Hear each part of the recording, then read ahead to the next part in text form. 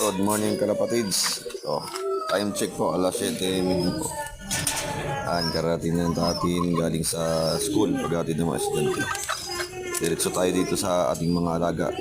Pakain na tayo. Si Blue, si Sinog at saka si Batman.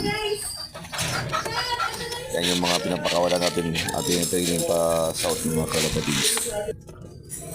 Pag may panahon tayo mamayang hapon, bibitawan natin sila ng pililya.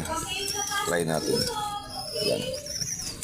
Di kain-kain mga alaga para lumakas. Kahapon kalapatids, pagbitaw ko ng tanay, yun, nakabalik ka agad sila. Pagdating ko dito sa bahay, nandito na agad. So next natin na bitaw, pililya na. Try natin. Yung malayo na yun.